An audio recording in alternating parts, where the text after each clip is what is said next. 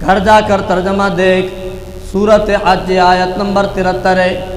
اللہ فرماتے ہیں یا ایھا الناس، اے دھرتی پر بسنے والے لوگوں، سب کو دعوت فکر ہے، سب کے لیے ایک مثال ذکر کی جا رہی ہے، سب کے لیے ایک عبرت کا نمونہ پیش کیا جا رہا ہے۔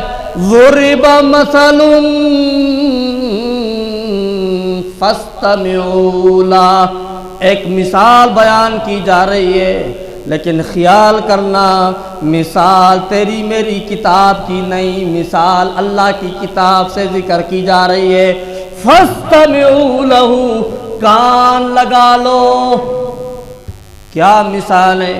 فرمایا ان الذین تدعون من دون اللہ لن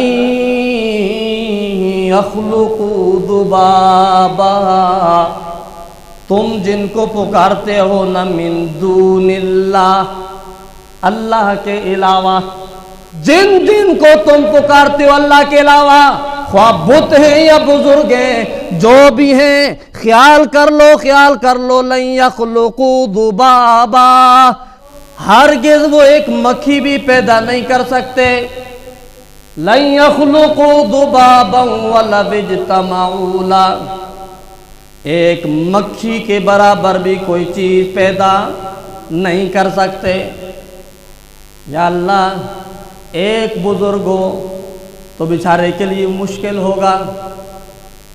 اللہ فرماتے ہیں ایک نہیں ولو اجتمعوا لہ، اگر سارے کے سارے جمع ہو جائیں اور سارے کے سارے جمع ہوں ایک مکھی کو پیدا کرنے کے لیے، کس کو پیدا کرنے کے لیے؟ ایک مکھی کو پیدا کرنے کے لیے، تو پھر بھی یہ سارے مل کے ایک مکھی کو پیدا کر سکتے؟ مکھی کو پیدا کرنا بہت دور کی بات۔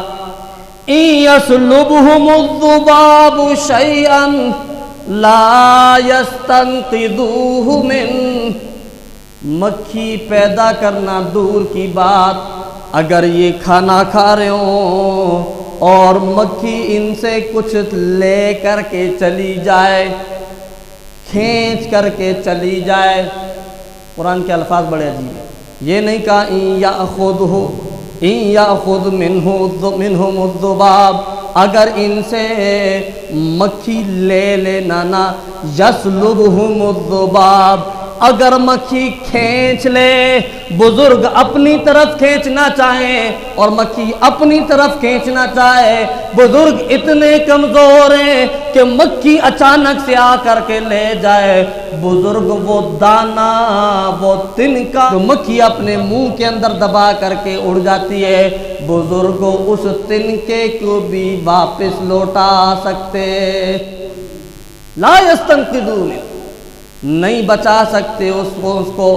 ضعف الطالب والمطلوب، اوے نادان، تو تلاش کرنے والا، مانگنے والا، جا کر کے جس سے مانگ رہا ہے تو بھی کمزور، اور جس سے مانگا جا رہا ہے وہ بھی